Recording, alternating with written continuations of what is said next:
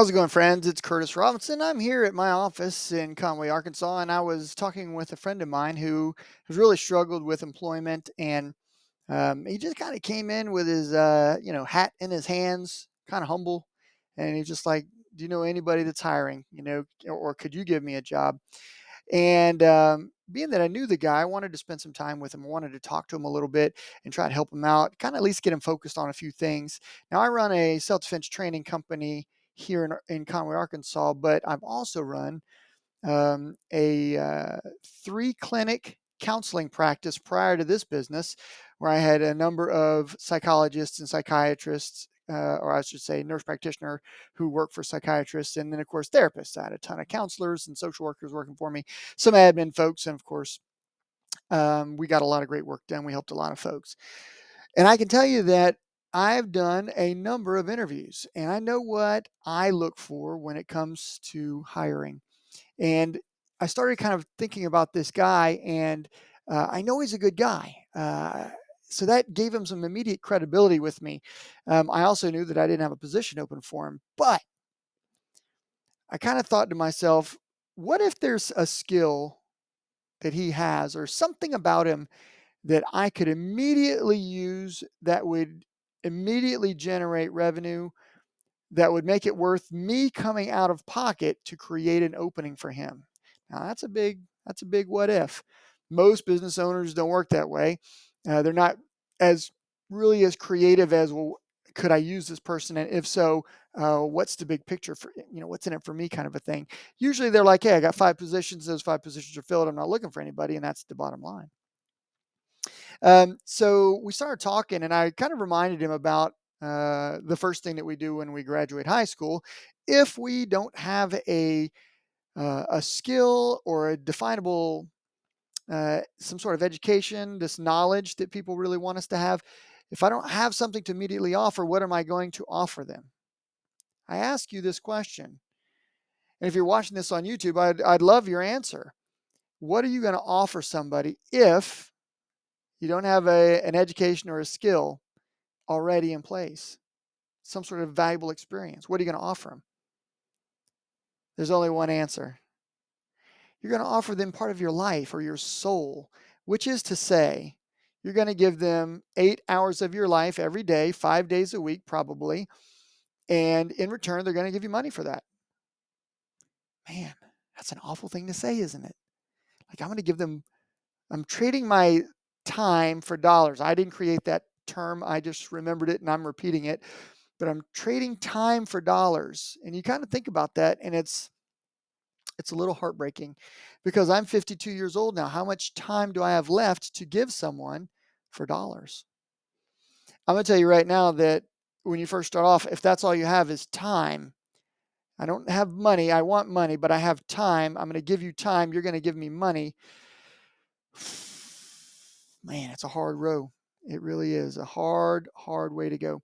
So I wanted to talk to you guys briefly about track one.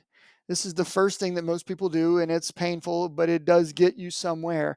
You trade time for dollars, and you get skills or you get experience. Usually, those are the two things that you get in addition to a paycheck. So let's say, for example, you join the United States Army, which is what I did, and for 3 years, you give them part of your life. And it may be 8, 10 hours a day, 5 days a week, or it could be more. If you get deployed, you're looking at 24/7 for a year. At the end of the 3 years, I looked back, and as a private in the United States Army, the only thing I really had to show for those 3 years was I owned a stereo, right? I owned a motorcycle, and I owned some clothes that I didn't have before I joined the Army. That's pretty sad. 3 years of my life, and that's all I had to show for it, really. And it wasn't that I spent so much money, although I did spend money uh, almost as quick as it came in. It's that I didn't make very much money. I think I made about $19,000 that first year in the United States Army. This is back in 1990. I came in '89, but the first full year was about $19,000. It wasn't much money. So you're looking to get promoted, and then you're continuing to trade time for dollars. You get promoted again. Maybe you get promoted 2, 3 times in 3 years, and ultimately, you got to decide at the end of your 3 or 4 year hitch in the Army, what are you going to do? You're going to stay in, You move up the non-commissioned officer's track, right? This is a promotion track from private up to sergeant and so forth. Or you're going to go do something else. Well, I decided that I just didn't want to do it. So I got out and I got an education. This is the second track. So I went to school. I quickly went broke, and I was bartending tables, and or I should say, I was waiting tables and bartending in different times, and I just didn't make a whole lot of money. Plus, my GI Bill didn't go very far. I didn't save a whole lot of money in the military, so I went and I rejoined the Army. Immediately got promoted, and I was a sergeant at the time. Went to a non-commissioned officer's professional development course, and then I cobbled together enough credits to become an officer. It's interesting. My pay went up by about $100 every time I got promoted from private E1 to E2, and E2 to E3 went up about $100 if I remember correctly. I remember that being a paratrooper, I got an additional $110 every month, and I felt like I really needed that 110 extra dollars, but they worked the crap out of you doing night jumps on Friday nights and stuff, which just sucked. And I just thought, man, $110 just isn't worth all this extra effort. Needless to say, I got a $500 a month increase from E5 to O1E, becoming a lieutenant, because I had this other thing. It wasn't even a complete degree. I had 90 credit hours, and then I had to go back and finish my degree later. But I had 90 credit hours. It was basically a nice fat associate's degree plus, and you're about 2/3 of the way to a bachelor's degree. And I was an officer, which I made some good money, so that was pretty good. Needless to say, my education is really what set me apart. I couldn't have become a commissioned officer just by hard work. I could have been a non-commissioned officer, been a sergeant, E5, E6, E7, and so forth. E8 got to be first sergeant maybe one day. Usually in roughly 12 years, you probably can make E7, maybe E8 if you're really good. But, you're going to retire. No, there's no pay grade above E9. So again, you could do 20 or 30 years and just make E9, and that is it. You have to do something different. There's a different track for commissioned officers. So anyways, I was talking about this to this young man, and I remembered, being in his shoes, and I'd kind of close my eyes, and I was just like, I know where you're coming from, where you're trading your life, your soul for minimum wage, or maybe you've got a little bit of skills, so maybe you're making $15 an hour, but you just feel like it's never going to be enough. You got to do something different. Here's what I want to share with you guys today. As a business owner, I've interviewed a lot of people for counseling jobs. Even here at my self-defense company, I've interviewed people for instructor positions or marketing positions and so forth. I can tell you that if I know you and I trust you going in, you got a better chance of getting hired. It's the network. If you can network, that's so important. Maybe I knew your dad. Maybe I knew your mom, or maybe somehow I'd met you before and I had a good experience with you before, and we can now talk together. We're now meeting. I'm not just the boss who doesn't know the applicant, but there's something else. I'm the boss and you're the applicant, but we are at the next level because we have a relationship. That relationship is huge. If you can bring a relationship of some sort to an interview, you stand a better chance of getting hired.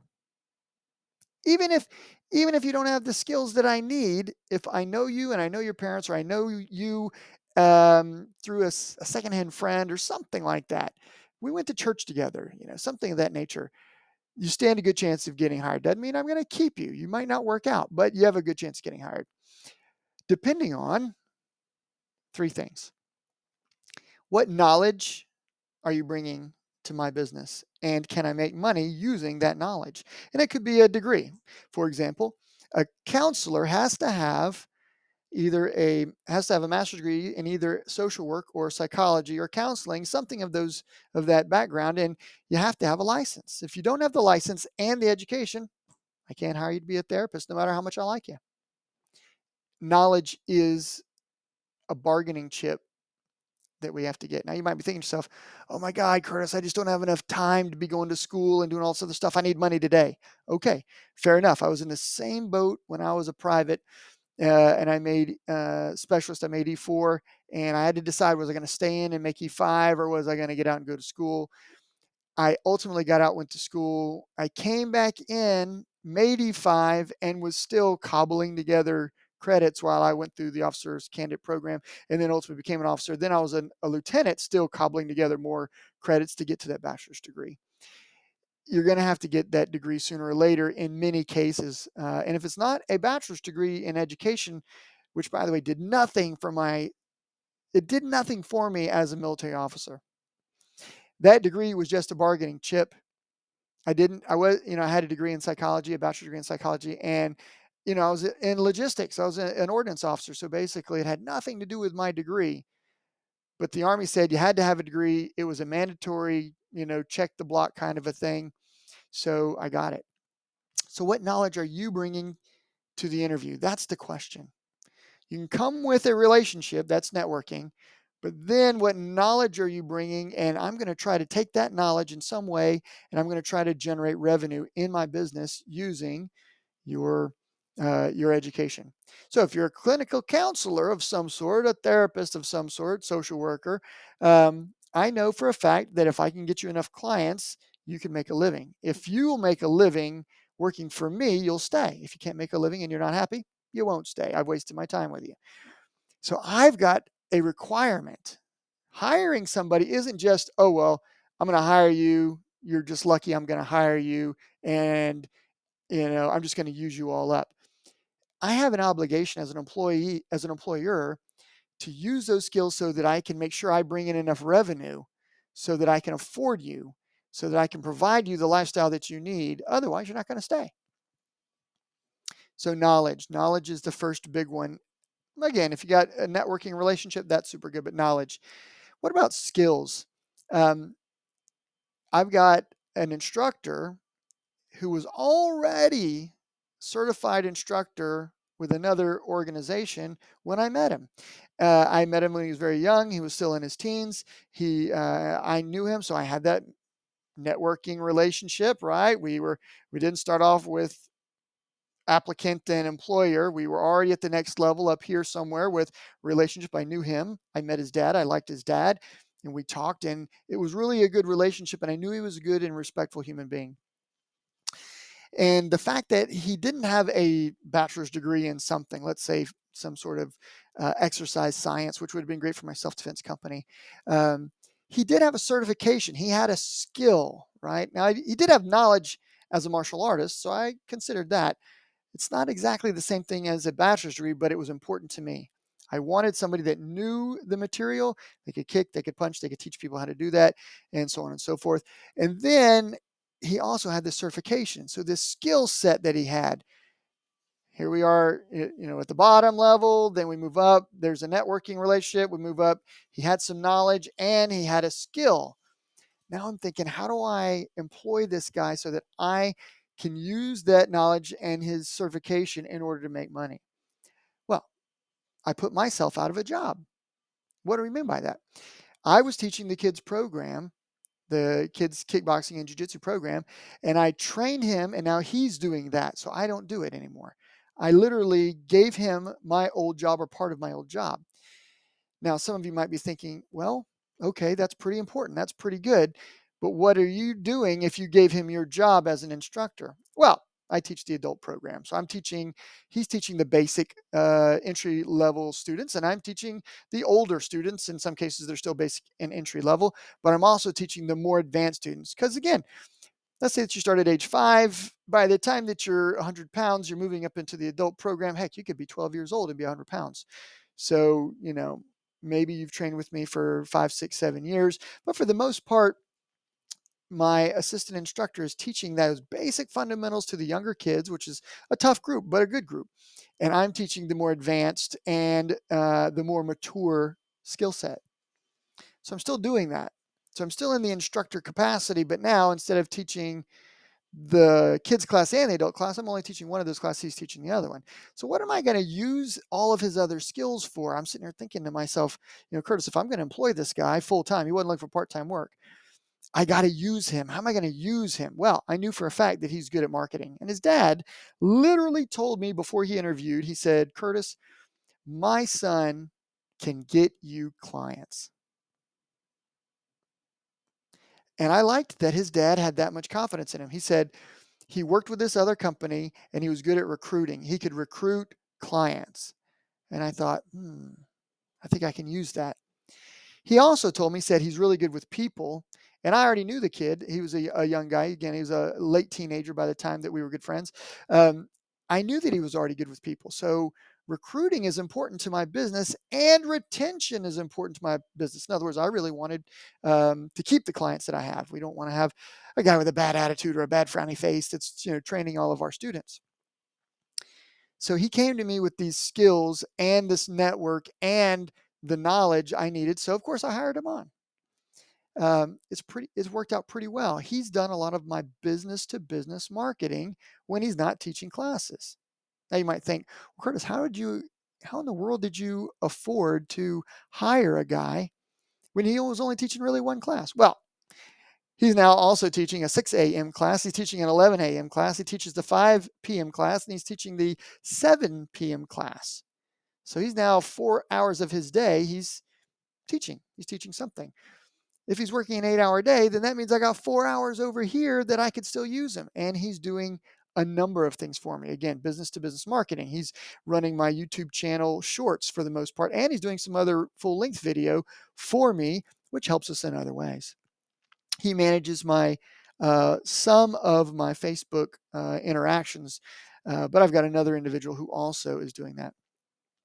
So the three things that I want you guys to remember, whether you're applying to be a counselor, a therapist, or whether you're going to be a karate instructor or some other self-defense instructor, is when you go to make application, know what it is that you're going to bring to the business. If you know what you're going to bring to the business, it's a bargaining chip. Let's look at the restaurant industry. There are literally thousands upon thousands, if not hundreds of thousands, people who are willing to do anything just to get a job. These people are high in supply, right? There's a lot of them, and the demand for them isn't all the way, rock bottom, but it's really not that high. If demand is higher than supply, well, they've got a skill that's hard to find. But if supply is super high and demand is medium or even low, their pay is going to be low and they're going to be asked to do a bunch of the menial stuff. So don't get me wrong. I bartended and I waited tables. I also washed dishes back in the day. I flipped burgers for Wendy's for 30 days and hated it. So, I wasn't highly educated, highly skilled when I was doing those jobs. They didn't expect a lot of things out of me. They didn't want me to run payroll, for example. They didn't ask me to do an inventory or order more steaks, for example, where I was working. They say, Curtis, we want you to wash dishes in that case, or we want you to flip burgers in another case. When I was bartending, we want you just to make customers happy and mix drinks for them. By the way, I could do all those very menial, very simple tasks without any real education. They liked my personality, and that is probably what got me the job. But I wasn't making much money because the demand for my skills was low, and the supply of people willing to do my job was high. I say that because when you go into your interview, you have to bring something with you. If nothing else, hey, boss, I'm willing to give my soul to you 8 hours a day. I'm going to trade time for dollars. That anybody can offer that. The second thing is, hey, I'm willing to learn or I'm willing to work long. Okay, you're willing to give more of your soul than the next guy? Okay, that's still valuable. Let's kind of think about that. But what if you were in the restaurant industry and you said, I've already waited tables, I've already bartended, so I can do those tasks if you need me to. But I want to be in management, so I can help you in bartending and in as a waiter. But if you'll train me for the management, then I will be able to bring you in more revenue. And how am I going to do that as a manager? Number one, I'll make sure that everything I know in my experience as bartender and as a waiter, I'll make sure that all those lessons learned, I do regular training. I can help your people who are new to come in. I can help train them. I can get them ready. So the boss should be going, this guy's already been a bartender and a waiter. And those are important skills. And if we hire a new person tomorrow, Either I can train them as the owner, or I can have this guy who wants to be my manager. He can train them. So I've got to, maybe I can teach him to do the training the way I want him to do it, but he's got a background in the skill already. So he comes with a little bit of knowledge and a little bit of skill, and he doesn't have a bachelor's degree or a master's degree or a doctorate, for example. So go to that employer and talk to them about what you're going to bring to the table. Come prepared, think about what you're going to say. If you can't in some way inspire them to hire you, they're going to pass. They're going to find somebody who does. There are people out there who are literally recruiting experts, and they're training these new applicants on how to act, what to say, and even how to dress, because those things are important. Okay, let's talk a little bit more about some of the other fields where you can immediately make a livable income, particularly as a single person, single male or single female. You're not married, you don't have kids. The military, they're always looking, they're always hiring. As long as you can do a physical fitness test and pass the ASVAB, the military is a good option. You can get some skills, some money for college. You can do that. You're going to trade time for dollars for about 3 to 4 years, maybe 5. It's a great place to start. All right, that's where I started. And again, Army, Navy, Air Force, Marines, Coast Guard, these people, I'm telling you, they're always hiring. All right. Then you kind of look and say, all right, I don't really have a degree. I don't really have any skills. Maybe I'm fresh out of high school. You can always look to join some other kind of civil service organization.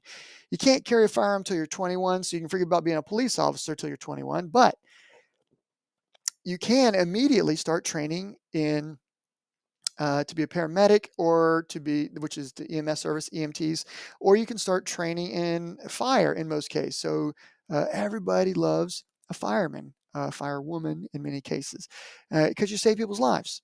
So not a bad way to start. You can get those skills, and I'll tell you that later on in life, all those skills matter. You can always go and work for another company, whether you're in the food service industry or in the trades, like you could be a carpenter and become an apprentice or an electrician's apprentice. These trades jobs are in high demand, and there's not a lot of people that want to do that work. So if you're willing to be an electrician or a plumber, or carpentry is kind of up here, and the demand isn't as high, but a lot of the trades, particularly machinists and electricians and plumbers, these people make really good money. I've never had a plumber that would come to my house for less than $100 just to come. It's $100. Then I got to get parts, and if it takes them a while, is there an hourly rate tacked on to that? So again, there's a lot of these things going on. The guy that came to repair my refrigerator charged me $100 just to come.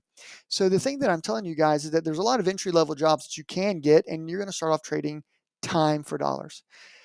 Think about what you really want to do um, early if you can, and start building a path to get there. I would say that if you want to go and be the CEO of a company, which I have been the CEO of a company in a multi-million dollar franchise that probably is now a multi-billion dollar industry.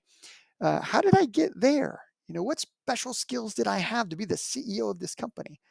Well, ironically, I made a phone call. I called a company that was looking to grow its franchise opportunity. That means they were going to hire somebody like me and do an interview, and I would have to actually pay them for the franchise. Then they train me. Then I run the franchise, and then I pay them money to have their name and their logo, which is kind of an interesting thing. It's it's bizarre when you think about it. You're like, hey, I really, really want to be a business owner, but no one's going to make me the CEO. And these two things kind of don't always work well together. Franchising is a great opportunity because if you have some money to invest, it was 50 grand for me to invest. Then I had the qualifications. Basically, I had a degree in psychology. I told you guys about that. I had a master's degree by then as well. They said, hey, you've got a knowledge base. You can own a franchise with that knowledge base. I was like, okay, great. So I took the money and I invested it in the company. Then I got the training. And then they kind of helped me start up and manage, what I needed to do. So I started I started off basic and simple, built an office, right?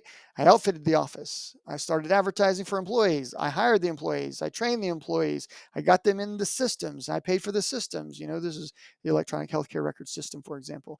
And then I had to be able to pay the rent on the building and the utilities and so on and so forth, internet. Then I had to make sure that I could get clients. So I started investing in, marketing and advertising. Then I had to have some administrative people. I hired and trained those guys so they could, make phone calls, call clients up, and so on and so forth. I got it all done and became the CEO of my own company. And after about 6 years, I sold the business and made a whole lot of money selling the business. So I was the CEO with one phone call, guys, one phone call and a large amount of money. You see kind of how this works? If you don't have the money, then you can make the phone call. You're not going to be able to get in a franchise. All right, let's talk about something else. Maybe you've already been the CEO. Here I am. I've been a CEO. I've got a bachelor's degree. I've got a master's degree. I've got a huge amount of experience in, certain industries. I actually own a second business. That looks pretty good. I've owned one business, sold it for a lot of money. I opened up another business and I'm growing this business.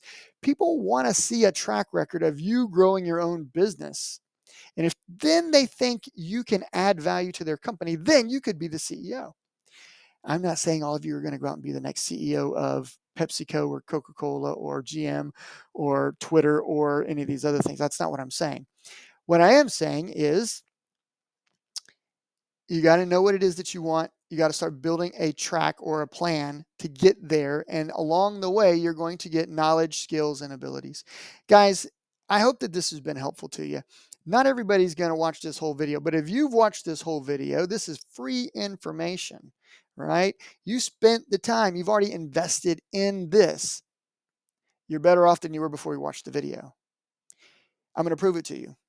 Even if you knew everything that I just got through saying, you knew it, you've experienced it, you believed it, I've just confirmed it. I've confirmed that what you already know and what you already believed is the way it gives you more confidence. And if you take that confidence now and start applying and start building the plan, you'll probably find some measure of success. Now, I'll be the first to tell you, a lot of times there are a dozen obstacles in the road that we have to get around just to get to success. And then we have to sustain success over time, which is also very difficult. We're always fighting, 1,000 alligators trying to eat us, right? So guys, I hope that you can enjoy this video, maybe pass it on to some friends. It would be super huge and important to me if you did decide to pass this video on.